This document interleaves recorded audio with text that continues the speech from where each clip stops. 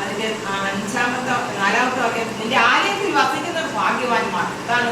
അപ്പൊ ദൈവം നമ്മളോട് പറഞ്ഞിരിക്കുന്നത് നിന്റെ ശരീരം എന്റെ ആലയമാണ്. അപ്പൊ നമ്മുടെ ശരീരം ദൈവത്തിന്റെ ആലയമാണ്.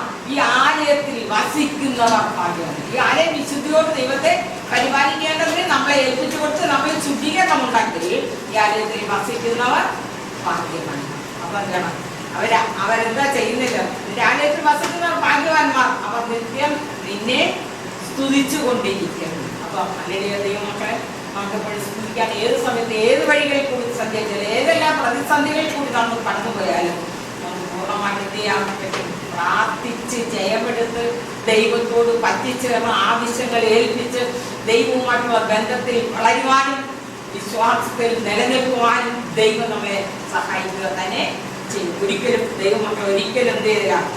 അങ്ങനെ സ്തോത്രം.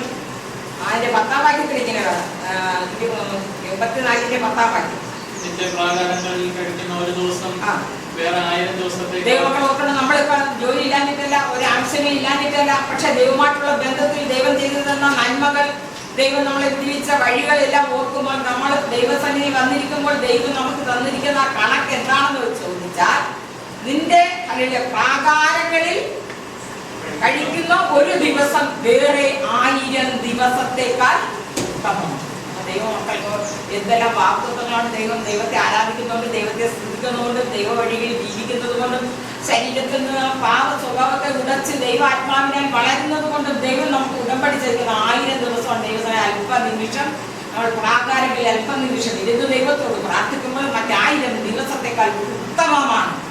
ഈ ഉത്തമമായ സ്ഥാനത്താണ് ദൈവം നമ്മളെ ആക്കിയിരിക്കുന്നത്. ആ ദൈവമാണ് നമ്മളെ നടത്തുന്ന. ആ വാക്തത്വം നമ്മളെ ഒരിക്കലും മാറി പോകുകയില്ല. ഈ ദൈവവചനങ്ങളാ ദൈവങ്ങളെ പരിഹരിക്കുക. അധികം നമ്മൾ വചനം കേൾക്കുന്നതിനല്ല, വചനം കേട്ട് ആ കേട്ട വചനം അതിശക്തമായി നമ്മുടെ ജീവിതത്തിൽ പ്രായോഗികമായി നമ്മൾ ഉപയോഗപ്പെടുത്തുമ്പോഴാണ് ദൈവം നമ്മളെ എന്ത് ചെയ്യുന്ന വാക്തത്വങ്ങളാൽ അനുഗ്രഹിക്കപ്പെടുന്നത്.